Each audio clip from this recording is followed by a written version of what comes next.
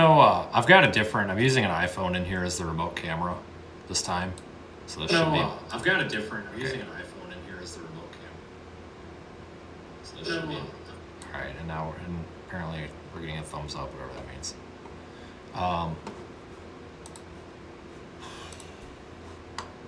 I don't know why I didn't switch over when I wanted it to. Let me just make sure it's synced. You're going to hear a bit of an echo. Actually, I'm going to mute the audio for 1 second. And hold on.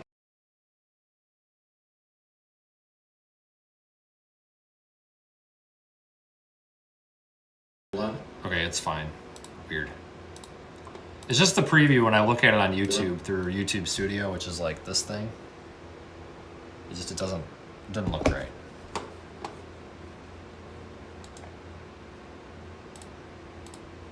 So anyway, I don't really have anything. I was just gonna go.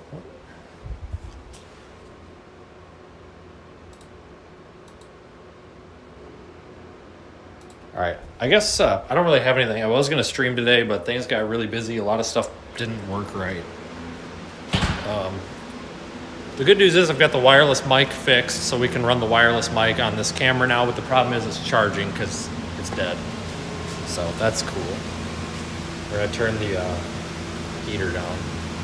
Actually, just gonna shut it off. So I figured we could real quick, because I want to get home, but I figured we could real quick go over some of the I guess logistics that we're gonna need of flying a camera. And I just misplaced it. I've got whatever. I've got a 360 camera on hand. I don't know where I set it. I've actually done quite a few things today. I guess I could show you guys what I did real quick. So we've got a couple of additions here, and we've got some new sponsors on the channel, sort of. And trust me, that's mainly the big reason why I'm live, because I finally have a slate for the broadcast for the giant TV and the cart, and I put way too much work into it. Hold on, you guys are crooked. So I need an excuse to show you that. And also, if you want to sponsor this light, this thing was a little pricey, but I needed it, like, to work in the vehicle and work on the vehicle. We need to have one of these tripod lights, and we can't use a battery powered one because I don't want to sit here and charge batteries all day. We need one that plugs in. So if you want to sponsor this light, you're going to see just how incredible it is, because you or your business can sponsor this light and get a really cool transition scene like the big TV and the cart, which I'll show you in a minute. They're really stupid, but trust me, it's worth it. Anyway, so this is what I did. So I got some stuff fixed. So these bottom lights were, for some reason, blue, and I don't know how long they've been blue. I mean, they could have been blue for the past 2 months, and I never noticed. But the color change wire on the back rubbed through. I didn't put the heat shrink on right in the spot where I soldered, and it kind of poked through a little bit. So I tore them apart and got that fixed. And what's most important, you'll notice, Trash Mountain, I'm working on it. What's most important is you'll notice the temperature, humidity, pressure probe up there is mounted to the side of the camera box. So that's going to give us our live data while we're driving around. Hopefully not in tornadoes, but I did some changes here. Let me turn I can turn the light on here. Just like this. Okay, wow, that's pathetic. I did a couple of changes. So one thing you're gonna notice is there's a random router hanging right here. Just give me a minute on that. That needs to be bracketed somewhere up here. And no, those aren't water spots. It's from me touching it and all sorts of weird stuff, but I gotta clean that. But this needs to be mounted somewhere up here because I can't be under the seat. We could run an external Wi-Fi antenna on the roof, but I really want it in here. So what I'm working on, it's just not done yet. I'm fabricating something that goes under one of these seat rests and will actually mount this vertically so it's like suspended right in front of the window. I know somebody's going to say it, oh, just, Velcro it to the window. That's really dumb. I mean, it works in principle, but this is a nice truck. I don't want it to look stupid. So we're going to kind of bracket it up here. That's just there for testing. The reason being the Starlink up there. The Starlink's built-in Wi-Fi is not good enough for what I'm doing. So all these dropouts and stuff we're having, I finally looked at the logs, and a lot of these are because the Wi-Fi is bogging down. So that up there is wirelessly streaming. That is wirelessly streaming at 20 megabits per second, which is 20,000 kilobits. The phone up in the dash is streaming at 20,000 kilobits. Depending on how many of these we've got going on hand, 20,000 kilobits. We're easily running 100 megabits through the Wi-Fi, and it is Wi-Fi 6, but the Starlink mini Wi-Fi, the Wi-Fi radio in it is junk. It's junk. And every time that this gets obstructed, so if you pull under a gas station canopy, sometimes, I shouldn't say every time, sometimes it just reboots the whole Starlink, and then we lose the Wi-Fi, so then we lose our connections to all of our external, that trim piece isn't pushed back in right, all of our external cameras. So we're going to run that in bypass mode, and we're actually going to run that. Now, normally I would run a cradle point router or something, but one thing that I've learned in the 11 years of doing this is that there's absolutely no reason to blow $2,000 on a cradle point router for what we're doing. Sometimes yes, but other times definitely not. So we did a couple of changes also. God, I don't know where to start. So that antenna right there is for radio sans. This one. UHF antenna. It's cut to about 410. It's about as low as I could get it, but it's for radio sans. Previously, we had used, and this is a mess. I'm working on it. I got to get more shelves. Previously, you guys might remember this box. Well, I got thinking, I'm like, why don't we just permanently install this? I'm like, what's keeping us from permanently installing the stupid thing? Like, well, the problem is all the power in the truck, all the accessories, everything turns off about 2 minutes after you shut off the key. There's no way to change that. Even if you go into 4scan, the longest I can go is 2 minutes. It's just, even if I set it for longer, it doesn't allow me. And the other thing is, I really wanted to have a direct connection to the battery so that we don't have voltage drops or whatever, voltage drops in the relay, whatever. We want a nice clean power signal because I don't want to have to run the truck all day. Like if we're parked in a gas station and we don't need to be running the lights or something on the side of the road to launch a balloon, I really don't want to run the truck all day. Gas is expensive, it's wear and tear, there's really no reason to. So I'm like, well, how can we install this in the truck without destroying the portability? Because we want the thing to be portable so that we can get in a rental car, get in someone else's car, etc., and still be able to do a weather balloon launch. So we had to do a couple of things. Number one, sometime in the next week, we're going to build it together. We are going to build out of an Apache case, which is like a cruddy little Pelican case, just like this, same size. We're going to put an Orange Pi, an SDR, which is the radio receiver, a modem, and a BNC antenna on here, and we'll have a little 15-inch antenna, rubber antenna that can go on and come off, and we're going to wire it nice so it charges, and we're going to put a small LCD screen on here to read out the information so you can confirm that the thing is working, status messages and stuff, and we're going to have a portable system that's standalone, so you don't even need an antenna on the truck. Is a little, 15-inch antenna with a BNC connector on it going to be as good as, an antenna with some gain? Probably not. But I will tell you, based on experience, that's going to be good for 50 miles out with a radio sound. There's your portability. So we'll have an own unit. Now the truck has its own unit now. So what I had to do was remove all the power from the key on, key off system. And I'm like, well, I really don't want to be plugging shit in and unplugging it. So I have to tidy some of these wires up. I just left a lot of these like this until I confirm that it works. Everything seems to be working, but we obviously want to confirm. Typically, at least back in the day, also known as 10 years ago, all your ambulances, fire trucks, all that stuff had a manual battery switch to turn them on. You open the door, you turn the batteries on, then you turn the truck on. And I thought, well, why don't we just do something like that and then run everything off a switch? Basically, every accessory on this truck that I have installed let's just run it off of a switch. I'm like, well, there's really nowhere to put it. Thought about putting it here, but you're going to bump it with the seat belt. I didn't want to put it up under the dash because I don't want to be hitting it. I'm like, well, I was going to put it on the seat panel, but the way the seat belt is, I'm afraid I was going to turn it on and off. So it made the most sense to me, something where I'll never forget, because every day or every morning when we're chasing or whatever, I have to open this side of the truck to put stuff in, take stuff out. So we modified the panel a little bit, and I put a 30 amp switch. No, there's not a relay on it. Somebody's going to probably be like, oh, you need a relay. No, you don't. It's 30 amps. None of this stuff, all this stuff comes out to be like 18 amps. It's perfectly fine. You turn it on, and now everything's powered. So the controller just came on, so the lights will work. The radio, the roof camera, the Wi-Fi, the Starlink, all that stuff comes on until you shut that off.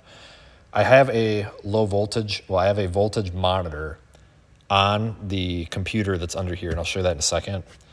When the voltage drops below a set amount, like if the truck is gonna die, instead of cutting power to that, it actually sends me a Discord notification, and I get it on my phone, and then I know, oh crap, I left that on, better go shut it off. I'm gonna try to open this without messing everything up. But under here, this is a little bit of a mess of wires. There's nothing that's unruly. It's just all the stuff that needs to be zip tied. I just left it loose until we confirm. But right there in that box, I'm not gonna open it right now because that's another video. I don't have enough hands.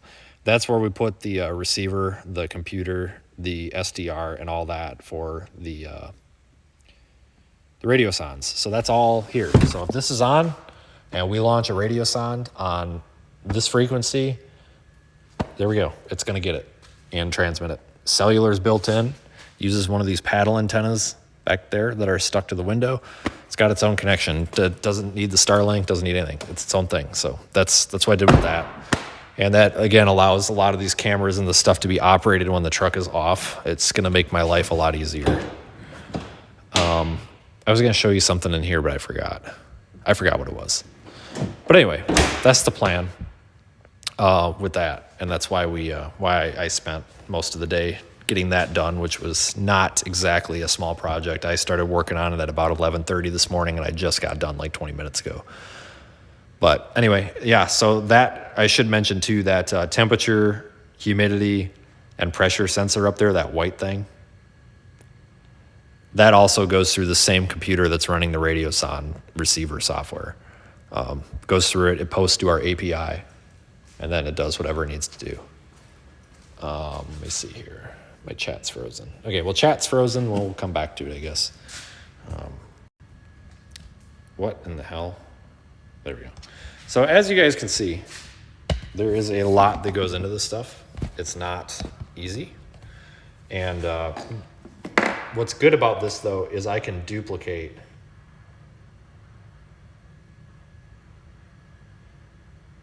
this really easily. So Zach's truck, Aiden's Buick can all have that same system. And it's just built out of those plastic boxes, and we can stuff all this stuff in it. It's the same guts. Aiden's Buick, I think he's going to probably put the equipment maybe in a different spot because he's really limited on space. Zach's truck, we can do the same thing we did with mine. It'll work out really well, and then we'll give everybody a portable unit for backup and whatever reason you might need it. So it's going to be pretty cool. Anyway, I'm happy with that. So before, God dang, what do we do now? I don't know. I could show you guys the, anyway, so you guys know the other day when we went to do our radio sonde launch, weather balloon launch, we utilized the scientificsales.com cart. That's where we launch all of our weather balloons from. And I thought, you know what would be great? If we had some sort of like sponsor banner for this thing. You know, like how it's it's NASCAR presented by like Pepsi. Well, it's the cart presented by scientificsales.com. So give me 1 second. It's the first time I've done this. So I'm a little slow. But now when we go to launch a weather balloon, we can go directly to the scientificsales.com cart. And before you ask me, yes, it's AI. Hold on a second. And before you ask me,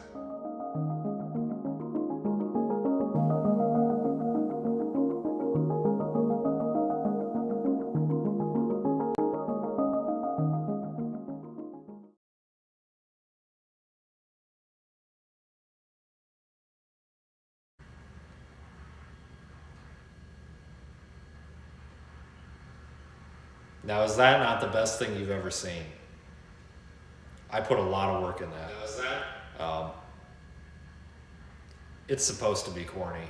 Anyway, so now you'll all know that we're going to the scientificsales.com cart. Is Paul in here? Yeah, we need to put a wrap on this thing. And you're probably like, oh geez, well what about the big TV? Well, don't worry, when we go over to the big TV, we got something for that too. And again, sorry for the delay. I don't have it mapped out yet, so we'll get better at this. Takes a little practice, but trust me, we got something for the Radar Omega TV here too.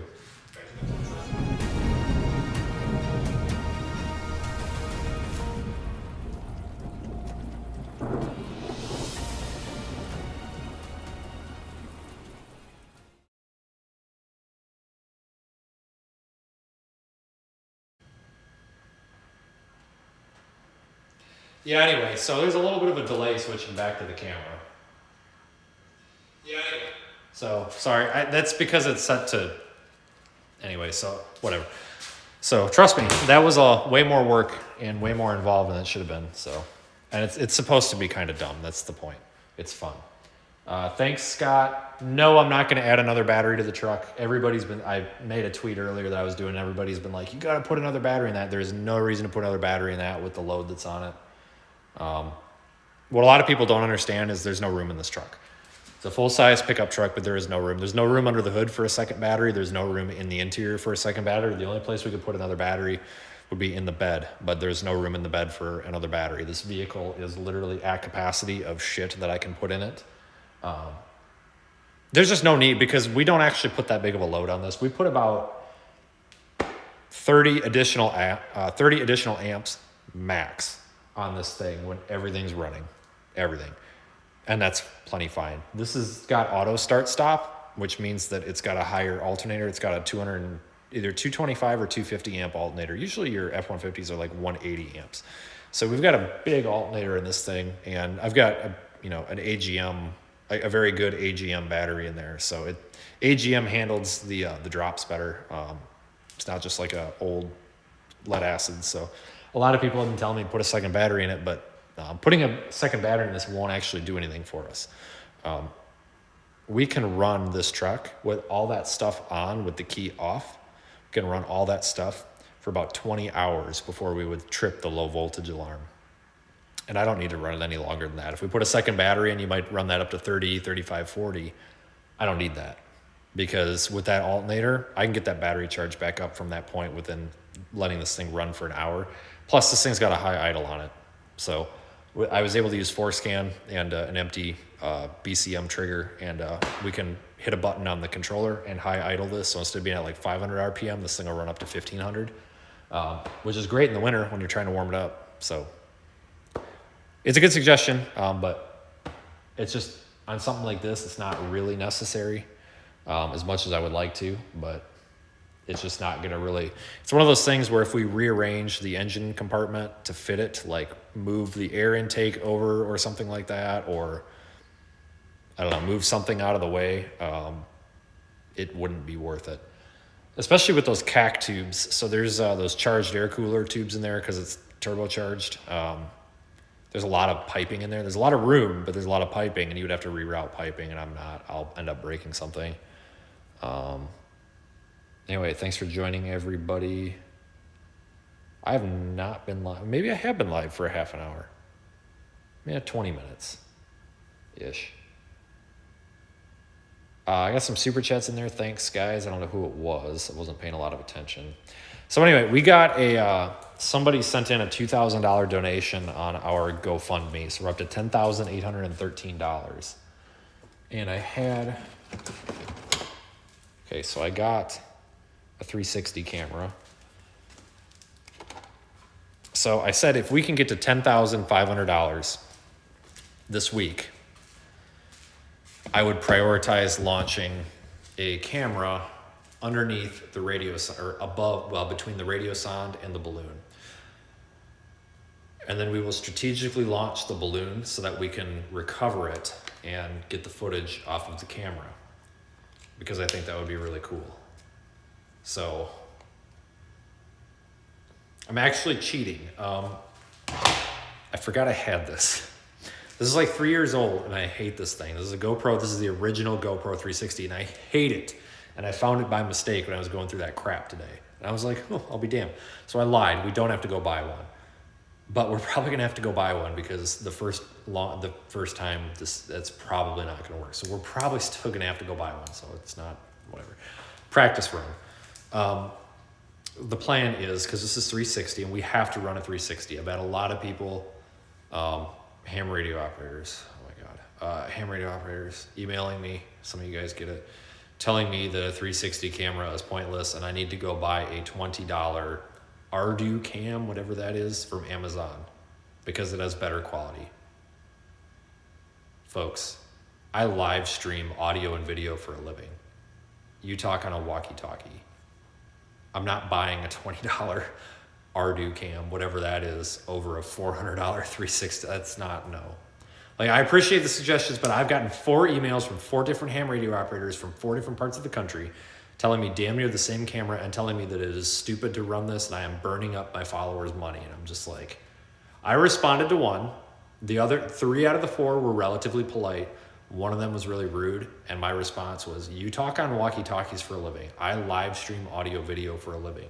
Like, you are arguing with the wrong guy. Like, I know that's really arrogant and rude, but like, to say that I'm stupid and misusing our funds is the dumbest thing you can when it comes to video, because this is literally my job. But anyway, freaking ham radio operators. I apologize to anybody who's a ham radio operator that is normal, but for some reason this project has attracted a lot of ham radio operators who do not like what I'm doing. I have to use APRS, whatever that is, and all this other crap. It's like, no, we don't do that. Anyway, we need to have a 360 camera. If we don't, for example, if I flew a DJI camera, the only way that we could get anything usable would be to fly it straight down. But then it's going to be turning and rotating like this. We can't control it, and it's going to be the worst video you've ever seen. That's how an Ardu cam, whatever that is, would work. With 360, even these old ones that I hate, and it's because of it's not the camera, it's the file system. These are impossible. They give you 4-minute files and you have to clip them together. It sucks. But it'd be worth it for the weather balloon. I used this thing for a year and I hated it before I switched to Insta. I don't think the new one's I think the new one's better now though. But anyway, with this, it calibrates its horizon. So even if it's upside down like this and it's spinning, it still like if you're looking this way, even if the camera's spinning, it adjusts the footage so you stay looking the same way. So it's not like you're spinning.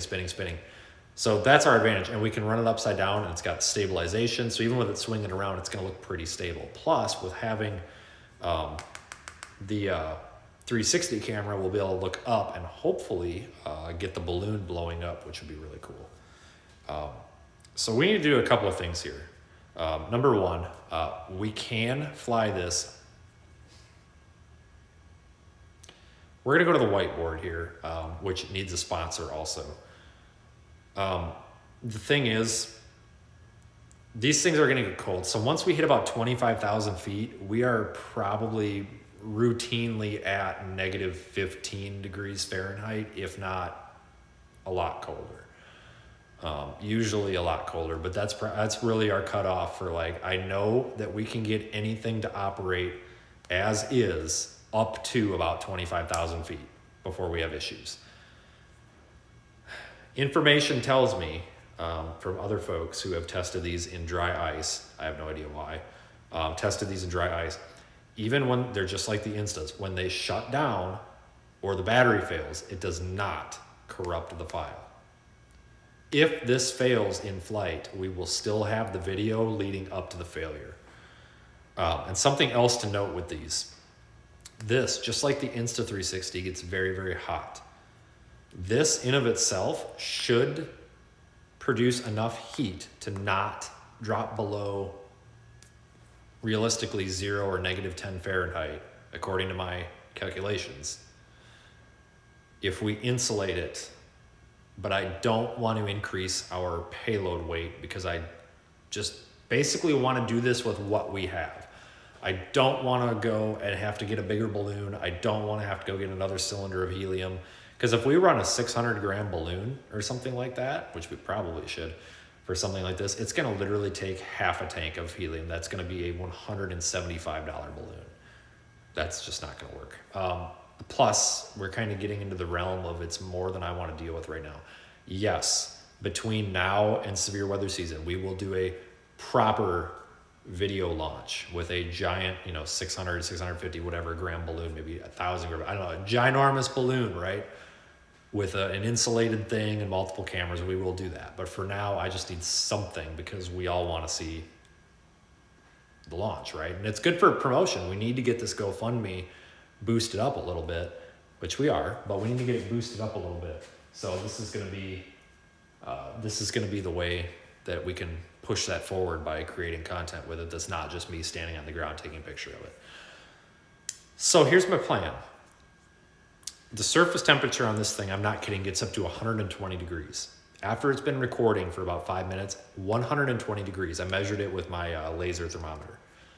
Like, well, if this thing's generating heat of 120 degrees, all we have to do is keep that heat in. So, Mylar, I could go get one out of the EMS bag, but some of you guys know what I'm talking about, the Mylar emergency blankets that basically keep heat in. They're very, very good at retaining heat, keeping heat in and keeping heat out. They create a fantastic thermal barrier. Hold on. What's going on here?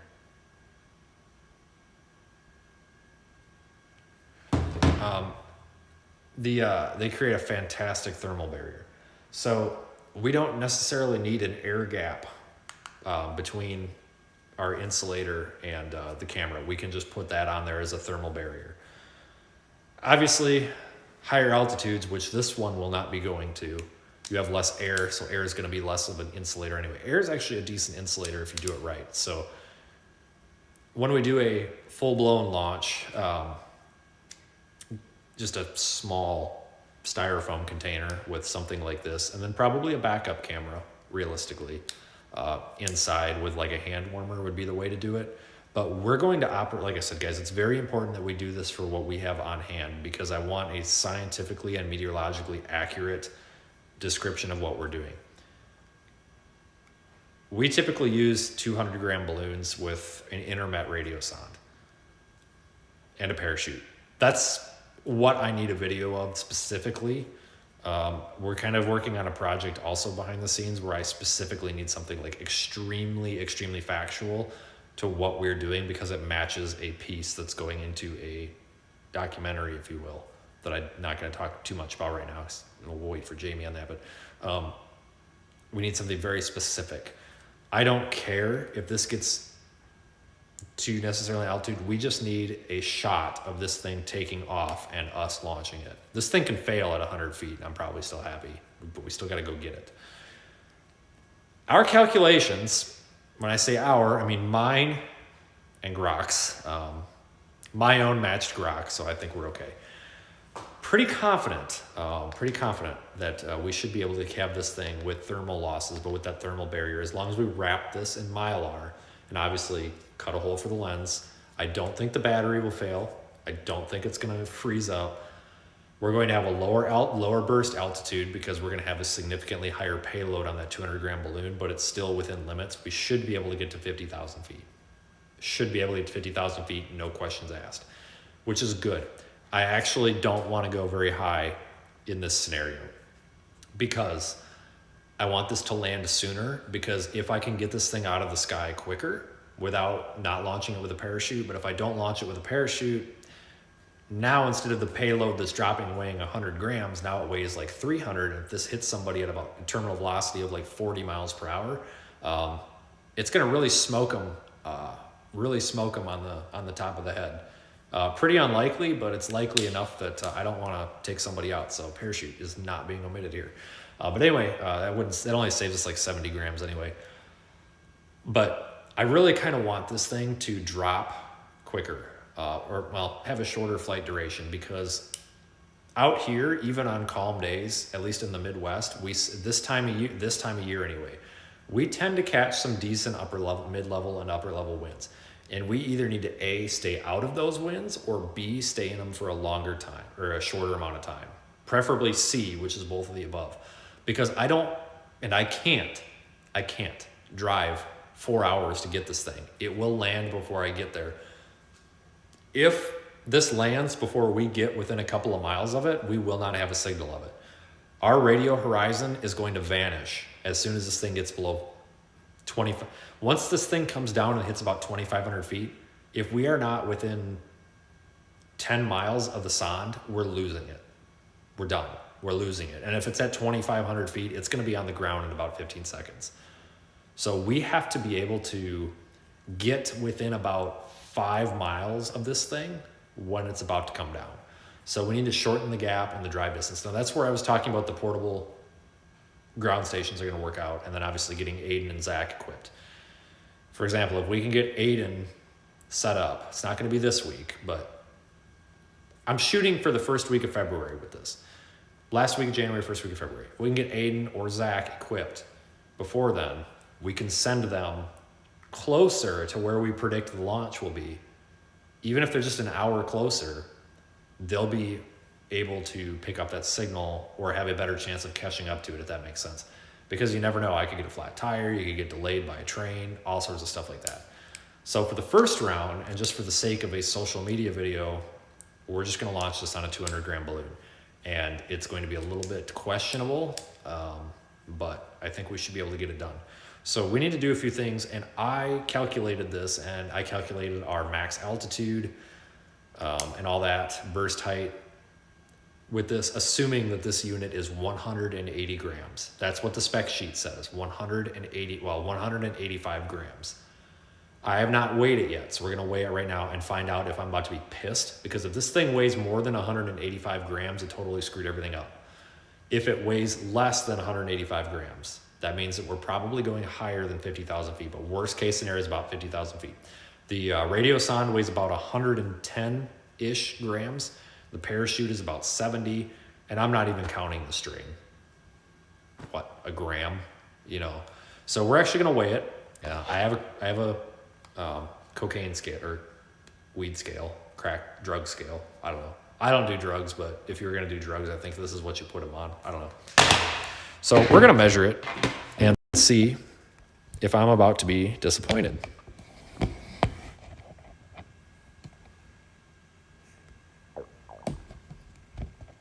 So this is a necessary piece of equipment for what we do. I have to weigh a lot of things here when it comes to experimental stuff. So we're gonna zero it out, even though it's zeroed. Moment of truth, guys. Battery is in here.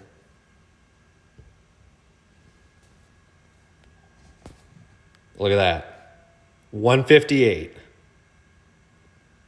Thank God. Thank God. Okay, good news. Okay, so 158. So I need to remember that. So 158. So we have about roughly 30 grams of overcalculation. That's not much. That's a paper clip is a gram, so that's like 30 paper clips. It is not much, but it means that in real life, we have a little bit of tolerance. We are not pushing the limits as much as I thought we were. And the reason for some of you guys that are wondering like what the difference is with the balloons, the 200-gram balloon is like this big. The larger the balloon, the more helium you can put in it. Let's just put it very simply. The bigger the balloon, the easier it's going to be to get to an altitude with a heavier payload. So like when we do our, so we're going to do a couple different kinds of launches this year. We're going to do our forecast launch, which is where like in the morning or the early afternoon, we're going to launch a 200 gram balloon with a radio sonde and a parachute. That's going to go up to about 70, 80,000 feet. On paper, it should burst at like 65,000 to 70,000. But every single one of these that we've launched has hit at least 70,000 feet. One of them hit 82,000. With a 200 gram balloon, that's very impressive. I'm surprised, honestly. Because I think official burst on these is like typically like 68,000 or something, but we're well exceeding the burst expectation on these. So I'm very pleased. So I can't complain with that, which is good because it means we don't have to go to a bigger balloon. And it's not the cost of the balloon. It's the cost of the gas to put it in. It's the helium. It's not the balloon. The balloon in the realm of everything that we're doing, the balloon is cheap.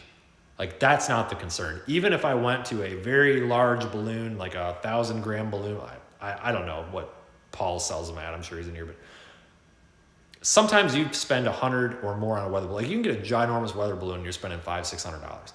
But even if we went to a large weather balloon, like even a 600 or 650, whatever the hell the K-Mod variant is, I don't know if it's 600 or 650, whatever.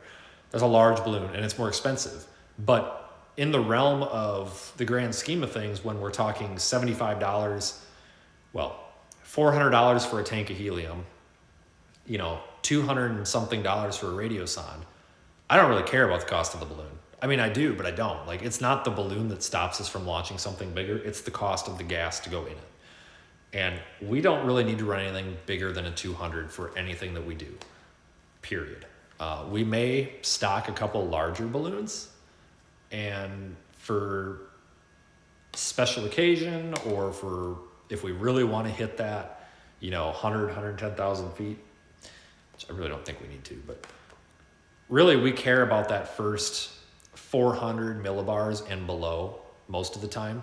But for forecasting and seeing those upper level winds on the day of, the morning of, or like the early afternoon, that's when we want to launch that 200 gram balloon, because that's going to get us, like I said, to that roughly 70,000 feet. So that's well above storm height. Like the tallest these storms are going to be is like 65,000 feet max. And I mean max. So long story short, you meteorologists and weather people, we're going to get past the equilibrium level.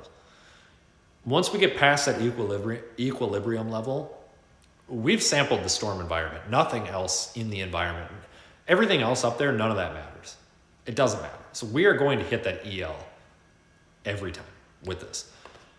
It would be a huge waste to run a 200 gram balloon for our other launches. So later in the day, when let's say we've got a storm going, and it's one of those things where it's like, I don't know if this is going to be a tornado producer or not. Well, let's say we're 10, 15, 20 miles ahead of the storm in the direction the storm is going. Well, we can probably tell you if it's going to be a tornado producer or not by launching a balloon. Launching a balloon to 70,000 feet is a huge waste, basically, of helium, because once it really gets above like 35,000 feet, I don't really care what's going on. Once the storm is already formed, I don't really care what's going on above 35,000 feet. I really don't. Everything that's going to produce a tornado, big hail, and all that stuff matters most below that. So like 400 millibars and give or take and below. If we can hit 400 millibars, that's fine. So we're going to run 100 gram balloons with the Intermet sondes. It's going to be a small balloon, but I talked to Intermet. Intermet says they actually recommend. I'm a little questionable on this, and I'm not doubting our friends because they've been fantastic to us, but Intermet actually tells me to just launch the sonde and the 100 gram balloon and no parachute and go to 70,000 feet. I don't know. I'll take their word for it. We'll keep doing the 200s, but the 100 gram balloon will easily get us probably to 50,000 feet the way these have been going. I think and I don't know, I'm sure Paul knows, but I think the like specification is like 45,000 feet, but these seem to overperform. So like if we're basically going to cap those storm launches or storm environment samples. We're going to cap those at like 50,000 feet, 50,000 feet, and that's plenty. I talked to some of the guys that were with that NSSL mission last year, and they were launching 100 gram balloons with Intermet sondes. Same thing we're doing. 100 gram balloon, no parachute, Intermet sonde, and they were getting between 45 and 60,000 feet. They were telling me that they basically stopped receiving, they just quit. They packed up and left after it hit 30,000, 35,000 feet. Sound was still up there, still transmitting. They just said the hell with it. So that's a good sign. We could probably go smaller, honestly, but you start getting into the point where it's like, it's probably not worth it. Like, I'd rather just send it up the way it is. So 100 gram balloon. So that's going to actually save us. I think we can fill that with 15 cubic feet of helium. I believe was the calculation. And I mean, we could redo the calculation, but I'm pretty sure my calculation came out to be 15 cubic feet of helium for our payload and for what we need. That's basically half of the 200 gram balloon, which makes sense because it is a 100 versus a 200. So it's roughly half, because I believe our 200 grams, we fill them, I think the actual calculation is 28.3 cubic feet. We fill them to about 30 probably by the time all is said and done, and by the time you actually go and shut off the helium, but around 30 and then around 15. So that turns that cylinder over there that gets 7 launches for $400. That turns that into 14 launches for $400. Now, obviously, we're still going to launch more 200 gram balloons than we are the 100 gram balloons. But it's basically costing us, instead of costing like $60, $65 worth of helium, it's going to cost us like $30 to $35 worth of helium. So I'm going to be much more inclined to launch those smaller ones as well. So that's my point. So by using the appropriate equipment during the storm, if that makes sense, instead of just going balls to the walls and throwing everything we got at, by using the appropriate downscaled equipment, we save $30 a launch. What if we launch one time a day for 5 days? Well, what's 5 times 3 is what? 50? What do we say? Oh, Jesus. 150, right? Yeah, we save $150. After 2 weeks, that's almost a tank of helium. It's basically paid for itself in gas of savings for the 200. That makes sense. That's kind of the plan. Anyway, so we're going to have, a lot of these big severe weather days are going to have 2 launches. The environmental launch, probably sometime between 10 o'clock in the morning and 3 o'clock in the afternoon. And then the storm scale launch, sometime probably between, basically right when that storm starts to form, the cap starts to break, as we're driving toward it, because that's kind of my chasing style, so it works very well with me. Wait for it to start and then drive toward it, because it's easier to move west toward the storm than it is east running up for it. I would rather be east of the storm, downwind, where the storm is gonna be, because it's as the storm's moving toward you and you're driving toward it, it's closing speed.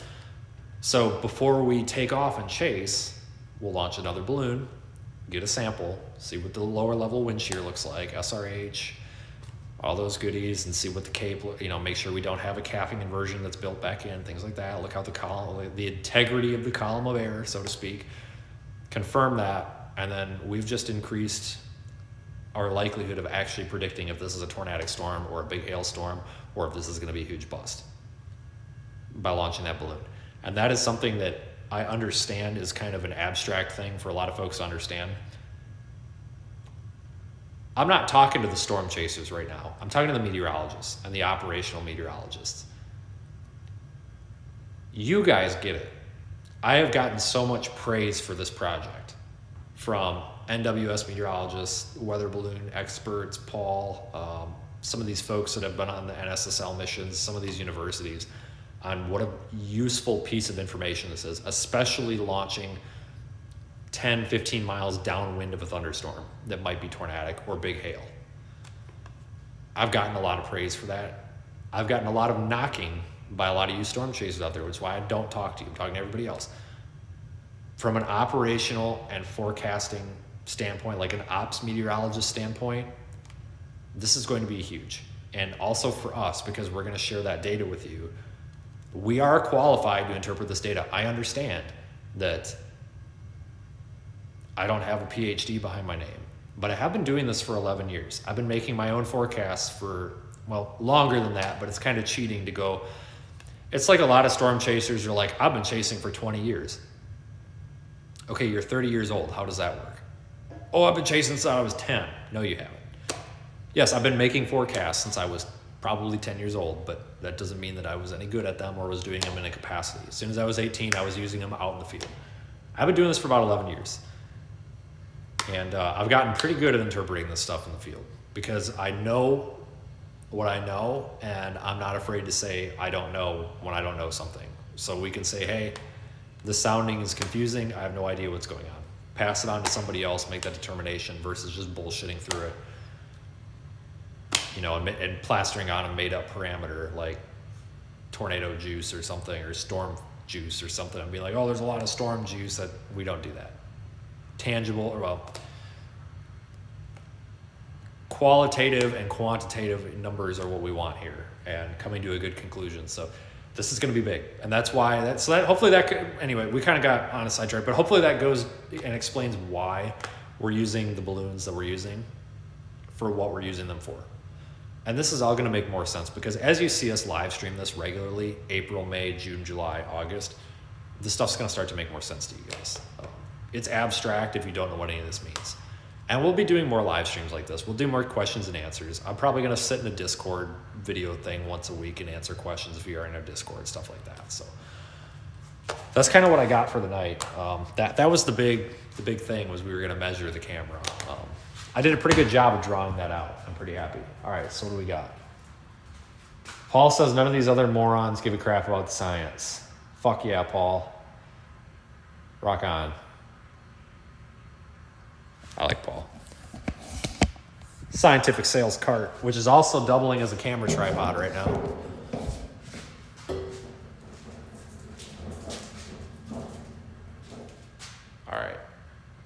All right, so we got the scientificsales.com cart, and we've got the SDS weather, radar Omega, Cycrad, Cyclone Port, TV, which I think what we need to do,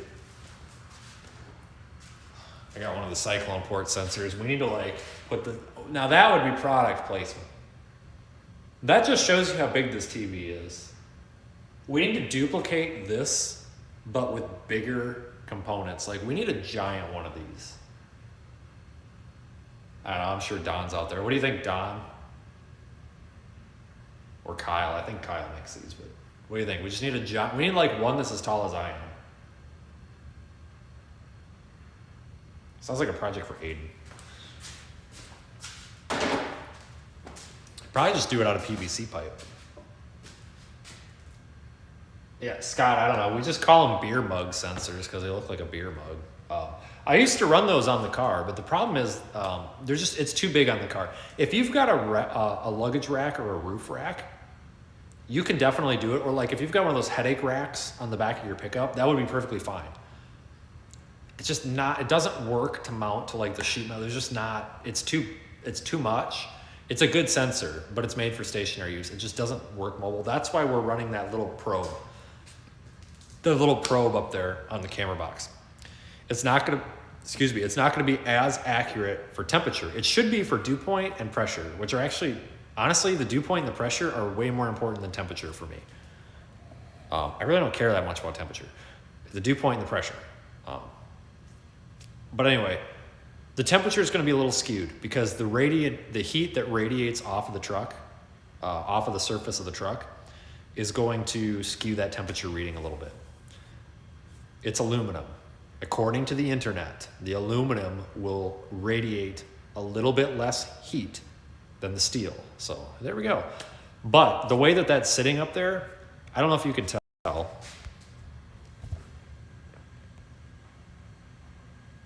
That white probe right there attached to the camera box. That's actually sitting, it's that much above the roof, but it also sits back. So it actually sticks out a little bit past the third brake light. So it doesn't have anything directly below it because the sensor is at the end of that probe. And that probe is waterproof. It's Gore-Tex. So it's got the Gore-Tex membrane. So water does not permeate it, but air does. And it's ventilated 360. So even as we're driving, it'll be very accurate while we're driving because it will be ventilated. But the sensor is not actually over the surface of the roof. Granted, you still have the bed down there, but so it's going to be a little skewed. But we're not using that for any sort of scientific data. We're using that for feeding into Radar Omega, feeding into our stream, our website, the probe network. We're not going to rely on that for any sort of scientific data. That's more for, hey, what is the temperature? What's the dew point? what's our temperature dew point depression, and what the hell's the pressure. And if something happens, like we drive through a tornado or something, what the hell was the pressure drop? Because that heat's not going to affect the pressure. That's what that's for. The probes over here, those are calibrated and are the scientific measurements. So basically, when I put those together, we've got a couple of things that I measure them off of. We've got two different sensors. I've got one, it's old. I think it's a GRAW. No, it's not.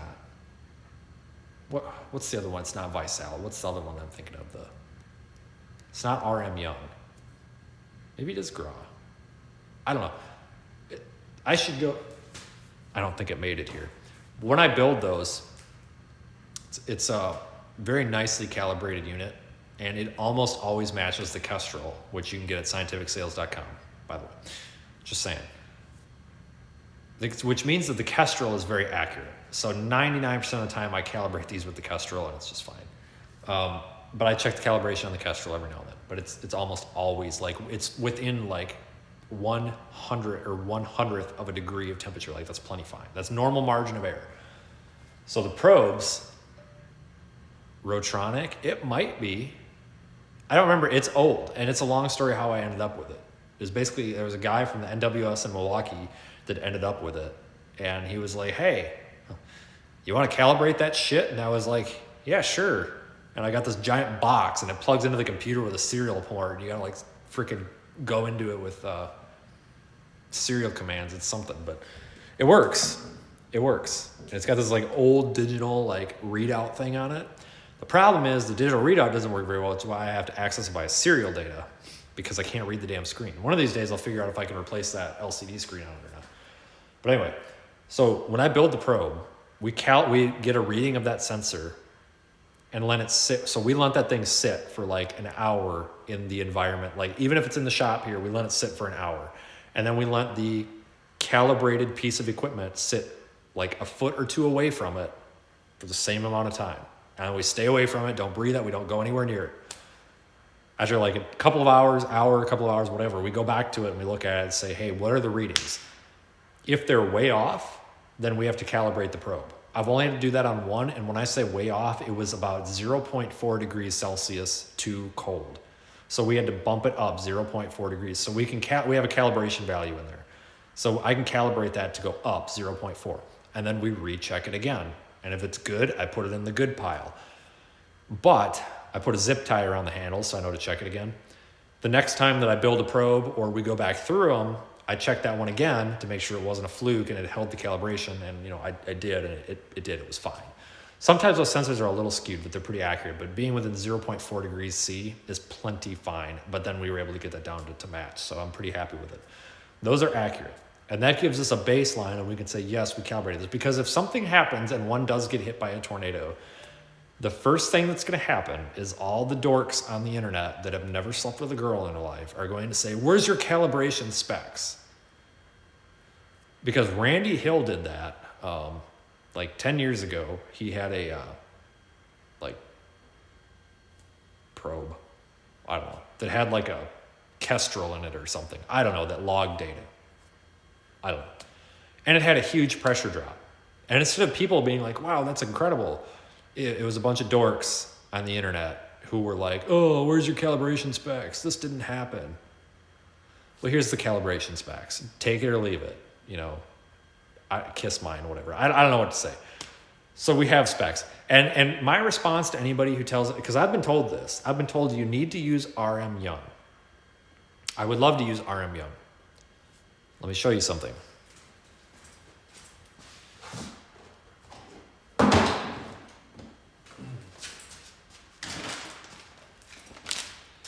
This sensor with this probe, $300. This probe with an RM Young sensor, $35,000. Ask Texas Tech University. Those sticknet probes, $35,000 a piece. My fundraiser is for 25. We're at 10. I couldn't even build one with the fundraiser. Give me a little bit of a break here. It's fine. These are just about as accurate as the RM Young. This is not a piece of junk. This is actually, the sensor's inside here, but it's not really, it's not really the sensor that's impressive with these. It's the membrane that protects it, because it allows us to run a little bit. The sensor's it's got that like resistive heating wire, just very similar to a SON. I'll show you.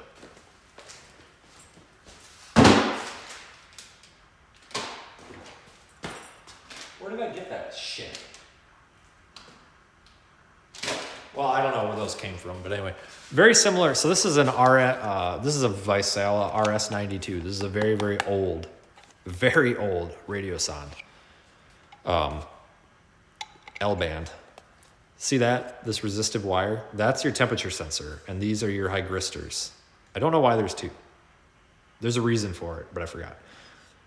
I think these are actually heated also.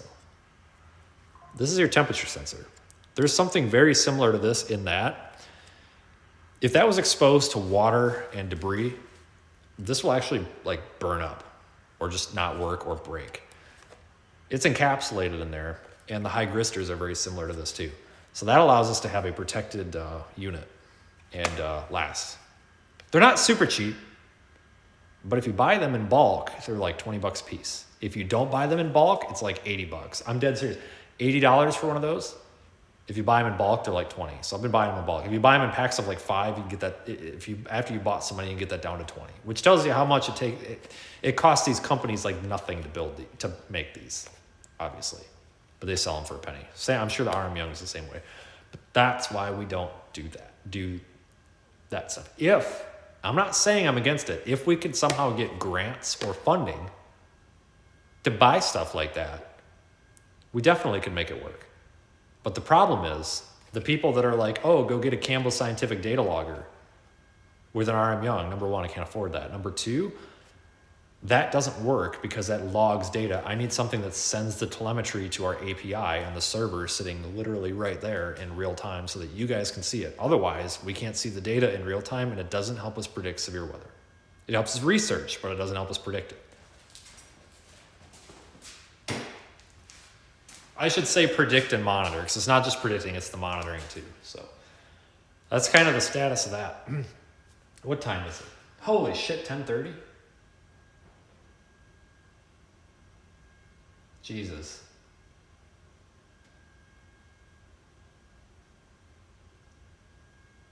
Yeah, I need the little, like, the pointer finger on the stick. I know I want one of those. I gotta get one. But that's kind of where we're at, so a little bit of an update for you guys. We're rolling. So we're at 10,813. So I think our next milestone is going to be 13,000. We will plan some sort of celebration at 13,000. I don't know what it's going to be, but that camera launch, the small camera launch, the non-eventful one, is going to happen between probably the 20th of January and the 1st of February. We're probably going to have to go out to like Iowa to do it, because here they always land in Milwaukee, Chicago, Gary, Indiana, or the lake. And I want it to land in the middle of nowhere so it's easier to retrieve it. I don't want it on somebody's house roof. But that's that. So we're rolling. We are almost at 50% of our goal. So folks, that GoFundMe, if you are interested in helping out, the link is in the top of the chat. It's pinned right there. That is what's funding all this. This is funded by the audience. This is stuff that's going to help everybody. We are not using this money for lifestyle. It's not paying me anything. Every single dime, I was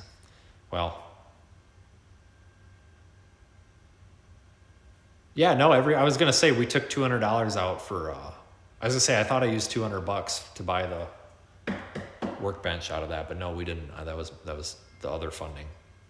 But anyway, regardless, I don't want this to sound like an attack on other people. Please don't take it that way. This is just an example, and I'm not trying to sound better than anybody. This is just an example. It's a talking point. For example, let's say you open up Joe Schmo's YouTube channel and they're live streaming, I don't know, going shopping or something. That's great. You send them a $50 super chat.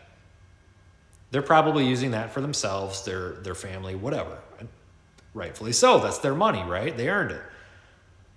This GoFundMe is not to buy me anything. I don't see any of that. That doesn't touch me. I have nothing to do with that. That is our project. That you are, when you contribute to the GoFundMe, you are literally buying scientific equipment that does the same thing the National Weather Service does, but we're doing it on our own, without your tax dollars, without grants. I don't have big sponsors. Well, I mean, we have sponsors, right? But we don't have like Pepsi giving us $500,000 a month here. We're a small, humble operation. And if that's something you like to support, this is your place to do it. I don't know what the future of this looks like. This is going to be way more expensive than I thought. When I started that GoFundMe, I should have put $40,000 on it. I was afraid because I was afraid people would be like, oh, I'm not going to donate to that. We're never going to hit it. We are almost 50% of the way there, and we've been running for 2.5 months.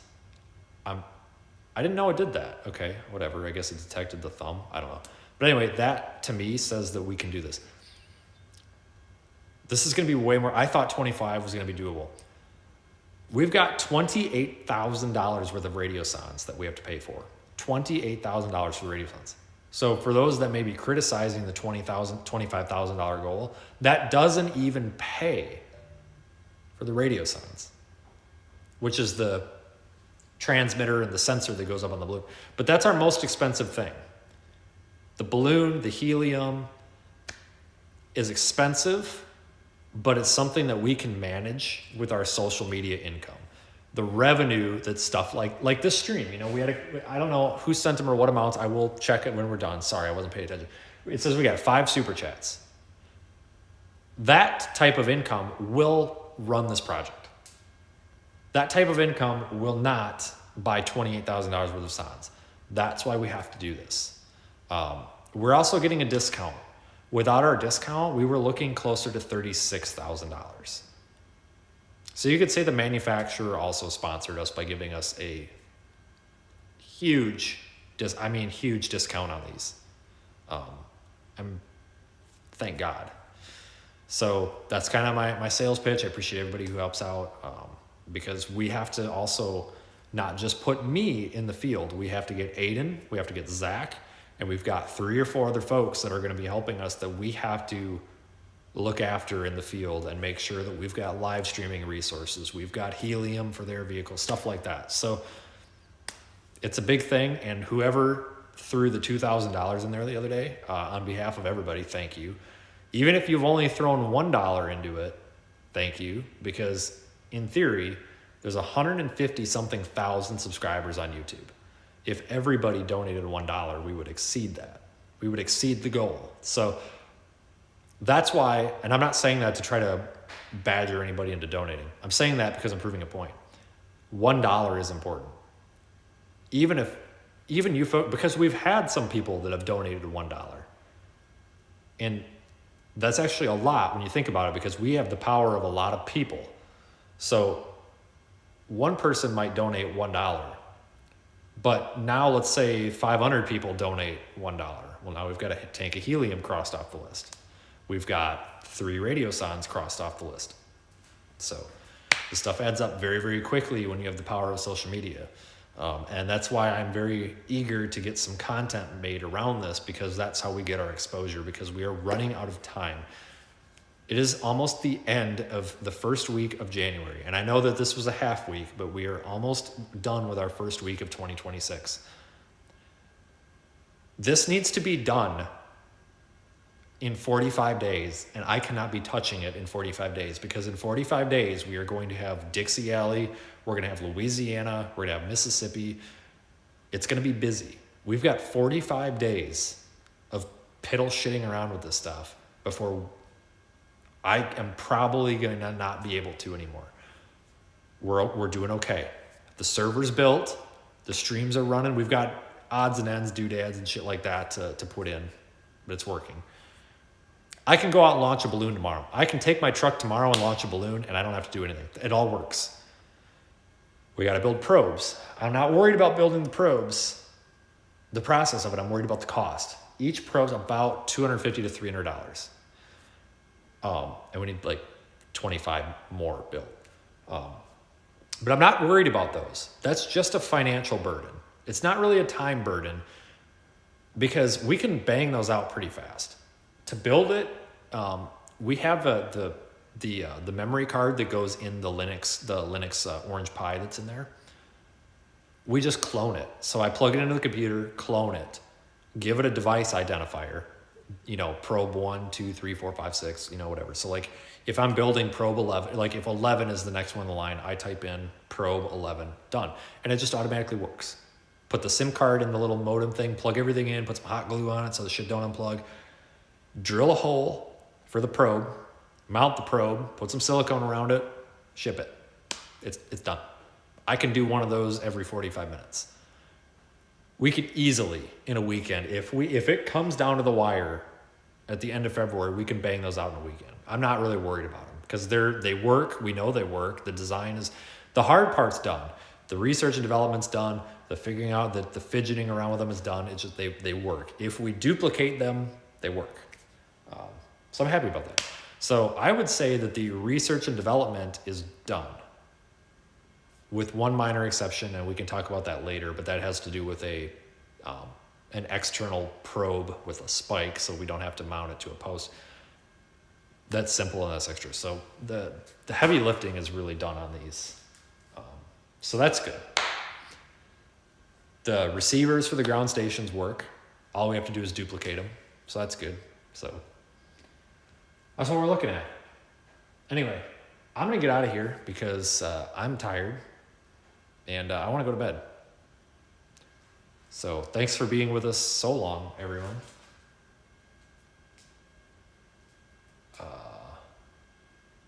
Making sure I didn't miss anything.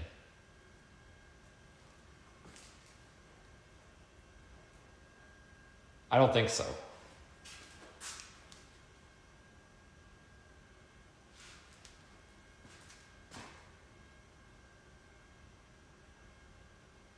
Anyway, have a good night, guys. Thanks for joining, and I'll be back Monday, maybe. I don't really have anything to do this week. I mean, I do, but I don't. I don't really plan on doing a whole lot here this weekend because I ordered components for the portable ground stations and then another probe. But that stuff's not going to be here till Sunday, which means Amazon, so it's going to be Monday.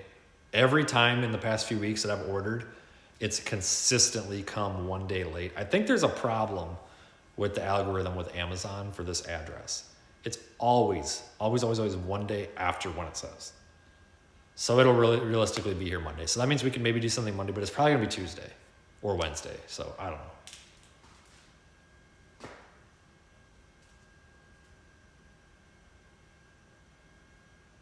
Anyway, have a good night, guys. I will talk to you guys all later.